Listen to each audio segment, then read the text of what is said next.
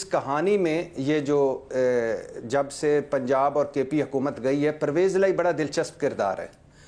By choice Imran Khan کا ساتھ دینے والا ہے پرویز الہی، بائی چوائس، بائی چانس نہیں آئے. یعنی جب پی ڈی ایم کی طرف دعائے خیر ہو چکی تھی، پھولوں کے گلدستوں کا تبادلہ ہو گیا تھا، مٹھائی کھلوائی اور کھلائی جا چکی تھی، تب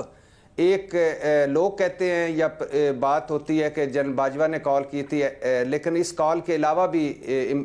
پرویز الہی کی فیملی کے ساتھ ایک ملاقات ہوئی جس میں سامنے نون لیگ تھی کہ نون لیگ سے بہتر ہے عمران خان، تو وہ عمران خان میں چلے گئے.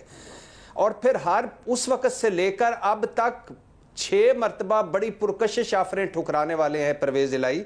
اور بقول اس میں سب سے چھوٹی آفر آپ کو سامنے بتاتا ہوں کہ بقول کیسرا الہی جو پرویز الہی کی اہلیاں ہیں جن کو ہروایا گیا، اور پرویز الہی کو بھی ہروایا گیا خیر سے اس الیکشن میں، مبینہ لگا رہا ہوں کیونکہ تھوڑا سا شیلٹر میں بھی رکھ لوں نا. تو اچھا کیسرا الہی کہتی ہیں کہ شجاعت حسین صاحب آئے اپنے بچوں کے ساتھ جیل میں، لاہور جیل میں، اور کہا کہ واپس گھر آ جاؤ، کل شام تک آپ بھی گھر آ جاؤ گے اور مونس الہی کی بھی وہ جو اشتہاری پن ہے وہ بھی ختم ہو جائے گا، وہ بھی گھر آ جائے گا. اور اس مرتبہ جب اڈیالہ جیل میں چودھری شجاعت گئے تو باہر روتے رہے کہ میرا جو دکھ کی بات ہے وہ یہ ہے کہ میرے اور میرے بچوں کی،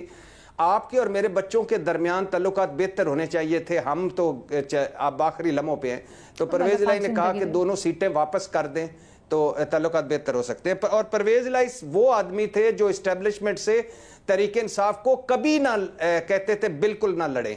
اور تحریک انصاف اور اسٹیبلشمنٹ کے درمیان برج کا کردار بھی ادا کرتے رہے. اور آپ کو وہ فیمس بیان تو یاد ہوگا کہ اسٹیبلشمنٹ تمہاری موسن ہے، تم ان کے خلاف ہی بیان دیتے ہو، اب بیان دیا تو میں تمہارے خلاف بولوں گا. اور پرویز الہی وہ ہیں جو کے پی اور پنجاب کی اسمبلیاں نہ توڑنے کے حق میں تھے. کہتے تھے کیا گارنٹی ہے جب اسمبلیاں توڑ دیں گے تو نگران حکومت غیر جانبدار آئے گی، کیا گارنٹی ہے الیکشن وقت پہ ہوں گے، اور جب ہماری حکومتیں ختم ہوں گی ہمیں ایسی مار پڑے گی کہ عمران خان صاحب. تو اچھا اب میں آپ کو بتاتا ہوں مزے کی جو ایک بات کہ پرویز الہی اب وہ ہیں جن پر عمران خان صاحب آج کل بڑا فخر کرتے ہیں، خوش ہوتے ہیں، حیران ہوتے ہیں، مثالیں دیتے ہیں. اور وہ ہیں پرویز، اور کہتے ہیں ساتھ عمران خان کا فکرہ دہرا رہا ہوں کہ اس نے تو چودھری خاندان کی ہسٹری بدل دی.